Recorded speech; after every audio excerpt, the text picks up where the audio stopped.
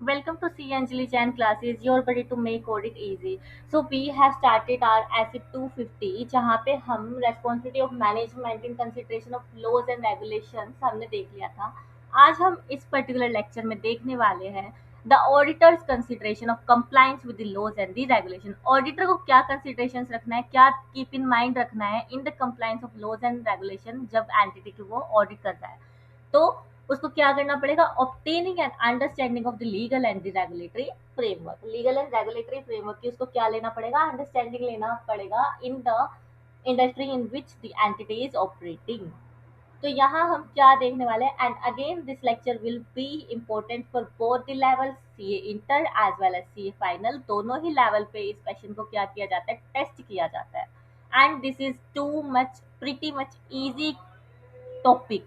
तो यहाँ हम देखेंगे to obtain a general understanding of the legal and the regulatory framework and how the entity complies with other framework the auditor में for example. उसको understanding लेना है legal and regulatory framework का, तो वो क्या क्या कर सकता है वो हम डिस्कस करेंगे. And these are the following examples. Use of the auditor's existing understanding of the entity's industry, regulatory and the other external factors. Auditor को जो उसको existing knowledge है entity की, industry की, regulations की and other factors की, वो उसको ध्यान रखना पड़ेगा. For example, auditor use prior knowledge about. Prior knowledge यानी कि उसको previous उसने कोई entity same industry में regulate कर रही होगी, sorry ऑपरेट कर रही होगी, तो वहां से उसको प्रायर एक्सपीरियंस मिल जाएगा on that industry practice and the regulatory environment. जैसे कि मान लो उस ऑडिटर के पास जियो का भी ऑडिट है, मतलब कि रियलायंस का, एंड एयरटेल का भी है, दोनों का ही है, दोनों सेम इंडस्ट्री में ऑपरेट करती है, दैट इज टेलीकॉम. तो वहां से उसको क्या मिल जाएगा, पहले वो रियलायंस की करती थी, अब एयरटेल के भी करने लग गई, तो प्रायर नॉलेज उसको क्या आ जाएगी, काम आ जाएगी ऑफ दैट पर्टिकुलर इंडस्ट्री और रेगुलेटरी एनवायरनमेंट. तो अब यहाँ पे मैंने नोट्स में क्या एग्जांपल लिया है, while auditing of pharma company. अगर हमें फार्मास्यूटिकल कंपनी का ऑडिट कर रहे हैं तो वहां पे हमें ऑलरेडी पता होना चाहिए कि ड्रग्स की क्या रेगुलेशन है and licensing of the medicine manufacturing and distribution की क्या रिक्वायरमेंट्स है, वो सब हमें देखना पड़ेगा. इससे क्या होगा कि it will help in identifying the key compliance area quickly. Compliance कहाँ कहाँ होना चाहिए और कहाँ नहीं किया है उससे हम जल्दी पता लगा पाएंगे. And in case of telecom, if you know, हमारे स्पेक्ट्रम चार्जेस का रिक्वायरमेंट होता है, तो स्पेक्ट्रम की तुम अकाउंटिंग पढ़ना, बड़ा मजा आएगा पढ़ने में. मतलब डिफिकल्ट नहीं है, बहुत इजी है, आप उसको कोरिलेट कर पाओगे. I am giving the practical insight so that आप ऑडिट पढ़ते हुए बोर ना हो. थियोरी अपनी जगह है, बट उसके पीछे लॉजिक्स क्या है, वो वर्ड्स आपकी बुक में आए ही क्यों है, ये देखना है ना. ऐसा तो है नहीं बस किसी ने गिटार बजाया, म्यूजिक में से कुछ आगम सरगम ये सब निकले और वर्ड्स लिख दिए, ऐसा नहीं है. These are the proven theories, proven on the base of practical examples. The use of existing knowledge of industry and environment. Auditor ने पहले उसी इंडस्ट्री में किसी दूसरी एंटिटी का ऑडिट किया था, तो अब उसी के एक्सपीरियंस को वो यहाँ पे अप्लाई कर सकता है इन दैट पर्टिकुलर एंटिटी जो कि सेम इंडस्ट्री में ऑपरेट कर रही है. यहाँ पे मैंने आपको एग्जांपल दिया फार्मास्यूटिकल का एंड टेलीकॉम का. Then we have update the understanding of those laws and regulations that directly determine the reported amounts and the disclosure in the financial statement. अब हमें अपनी नॉलेज अपडेट करनी है उन लॉज एंड रेगुलेशन के रिगार्डिंग जो कि डायरेक्टली अफेक्ट करती है मेरे अमाउंट एंड डिस्क्लोजर्स को, जो कि मुझे फाइनेंशियल स्टेटमेंट में देने रहेंगे. For example, tax laws. क्या हो गया अपने पास, टैक्स लॉज. टैक्स लॉज में मुझे करंट टैक्स, डेफर्ड टैक्स के प्रोविजन ठीक से बनाने पड़ेंगे, तो उसके लिए मुझे इनकम टैक्स एक्ट की नॉलेज होनी चाहिए.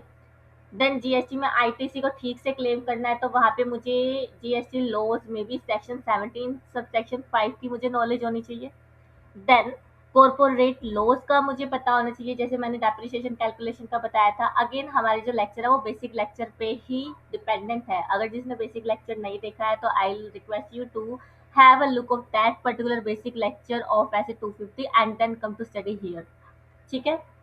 तो it will ensure auditor check correct reporting in the FS. अगर उसको नॉलेज है, अपडेशन कर रखा है उसने अपना आप को, एंड इवन इन केस अगर आपको याद हो तो ऐसे 200 में हमने एक fundamental principle of code of conduct पढ़ा था, 5 प्रिंसिपल पढ़े थे ना हमने, जिसमें एक आपका था professional behaviour and due care. वहाँ पे यही था कि एक जो चार्टर्ड अकाउंटेंट है वो रेगुलर बेसिस पे अपनी नॉलेज को अपडेट करता रहेगा। फॉर एग्जांपल टैक्स लॉज में, अब मैंने अभी तो tax provision, current tax, deferred tax का एग्जांपल दिया।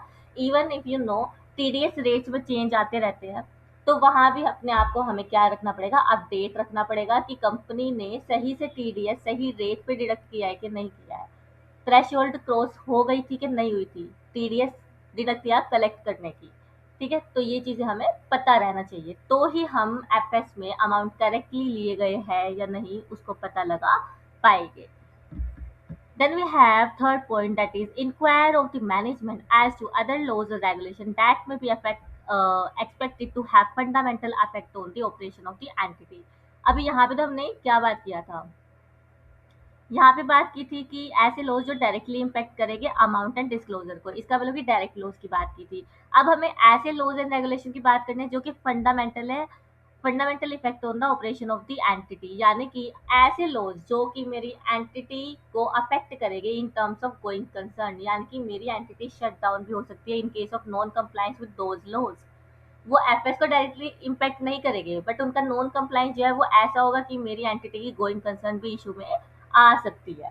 क्वेश्चन अराइज हो सकता है on the continuity of my entities operation,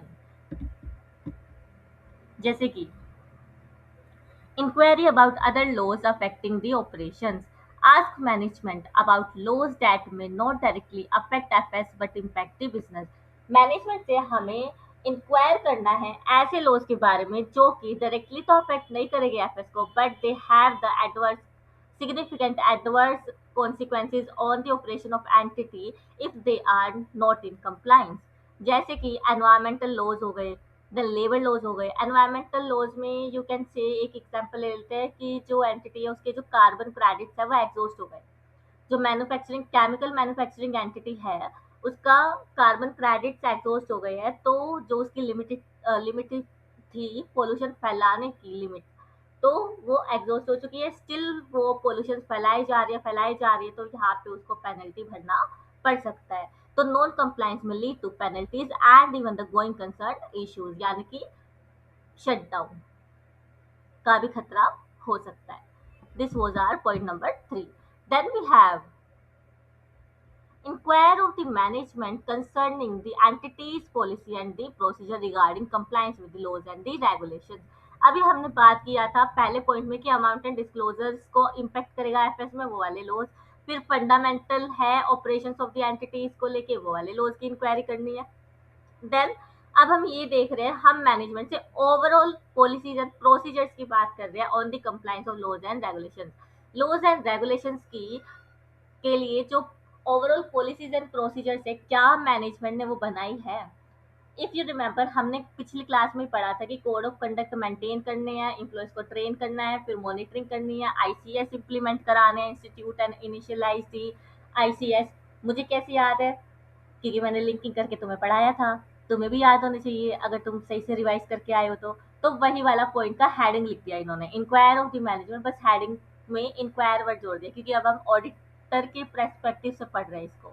तो inquire of the management concerning the entity's policy and procedure regarding compliance with the laws and the regulation. Again notes में भी मैं आऊंगी तो मैंने ये आईसीएस कंप्लायंस टीम इनके बारे में लिखा है।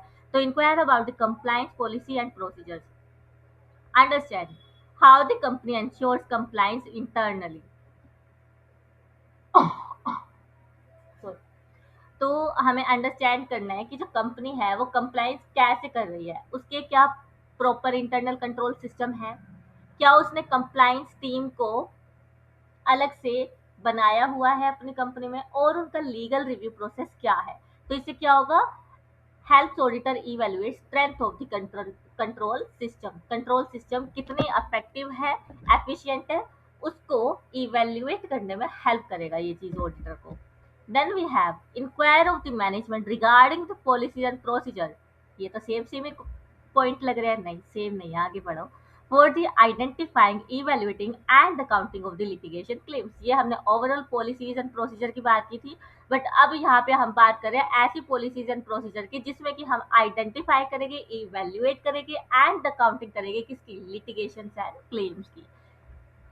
यहाँ पे ये है अपना, ये तो ओवरऑल था concerning entity's policy and procedure for compliance of the laws, and कुछ पॉलिसीज एंड प्रोसीजर जो कि अडॉप्ट किए गए हैं for identifying, evaluating and accounting for the legal litigations and claims, ये हमने देखा है।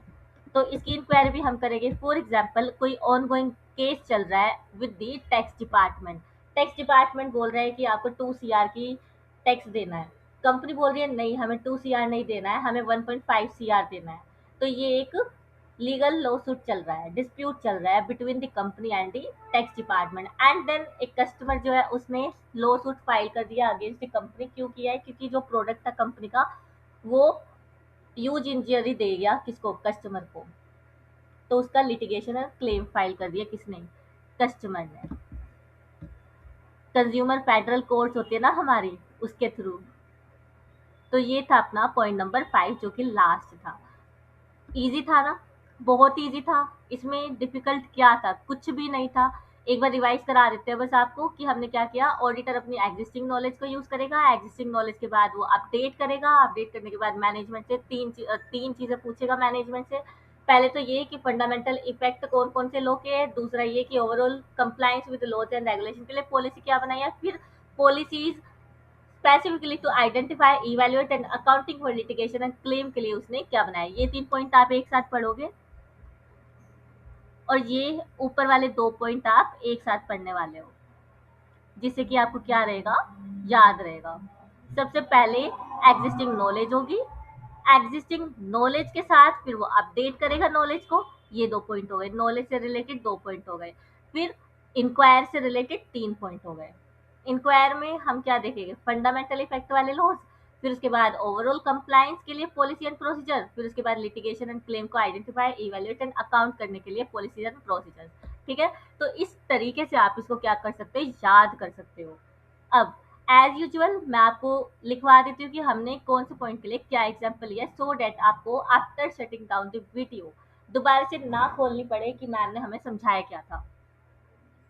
फर्स्ट पॉइंट में हमने क्या देखा था, फार्मा कंपनी की drugs requirement, pharma company drugs regulations.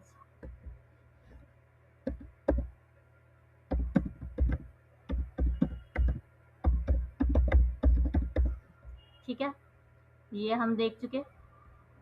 Then उसके बाद यहाँ पे हमने देखा tax laws and corporate tax and corporate laws,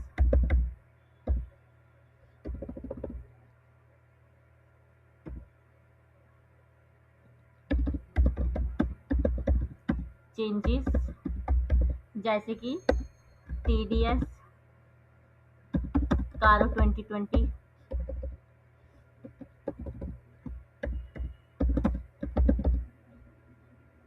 then inquire about the management on the fundamental laws जैसे कि environmental and labour laws,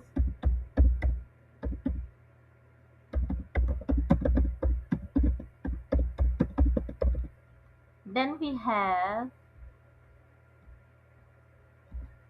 overall policy and procedure के लिए ICS मतलब कि इंटरनल कंट्रोल सिस्टम। देन उसके बाद हमने देखा tax dispute and law suit by the customer, consumer filed law suit against company. ठीक है, ये पॉइंट्स हमने देखे। तो था ये मुश्किल था? नहीं था, ऐसी हवा बनाई हुई है कि ऑडिट मुश्किल है, कुछ मुश्किल नहीं है। पॉजिटिव माइंडसेट से पढ़ो, सब बढ़िया है। प्रैक्टिकल इंसाइट्स लो, उसको लिंक करो अपने न्यूमेरिकल सब्जेक्ट से, तो सब इजी लगने लग जाएगा। बट द फैक्ट इज कि आपको वर्ड्स पे ध्यान देना पड़ेगा क्योंकि इट इज ऑडिट। ऑडिट में अपनी जो टर्मिनोलॉजीज है वो अलग होती है। क्या आपने FR की टर्मिनोलॉजी नहीं सीखी? क्या आपने AFM की टर्मिनोलॉजीज नहीं सीखी? तो ऑडिट की भी सीखो ना। थोड़ा तो टाइम यहाँ भी दो। 6 घंटे जब न्यूमेरिकल को देते हो तो 6 का अगर तुम 2 घंटे यहाँ भी दे दोगे तो कुछ नहीं जाएगा, 1/3 ही देना है बस। और 1/3 में भी मोस्ट ऑफ द काम तो मैं ही करा के दे रही हूँ, कि जिसमें आपको नोट्स एग्जाम्पल सब कुछ लगा के दे रही हूँ। आपको क्या करना है, अपनी तरफ से रिवाइज करना है और एक बार रिटर्न प्रैक्टिस करनी है। ठीक है, तो ये टॉपिक तो हो जाता है अपना खत्म। एंड इस पार्ट का एजेंडा ही ये था कि हम obtaining and understanding of legal and regulatory framework देखने वाले हैं। हाँ, नेक्स्ट पार्ट से हम क्या करेंगे, इंडिकेशंस ऑफ नॉन कंप्लायंस के बारे में पढ़ेंगे, कि ऐसे कौन कौन से इवेंट्स है जिससे हमें ये पता चल सकता है कि नॉन कंप्लायंस हुई है या हो सकती है, यानी पॉसिबिलिटी और इट हैज अकर्ड। ये हम नेक्स्ट पार्ट से पढ़ने वाले हैं। इस पार्ट में हमने सिर्फ और सिर्फ क्या पढ़ा, the auditor's consideration of compliance with laws and regulation, जिसमें कि वो अंडरस्टैंड करेगा लीगल एंड रेगुलेटरी फ्रेमवर्क को। ये बहुत इंपॉर्टेंट क्वेश्चन है, you ought to learn it by heart it. ठीक है, so keep revising, have a nice day starting our day with audit. Bye guys, take care.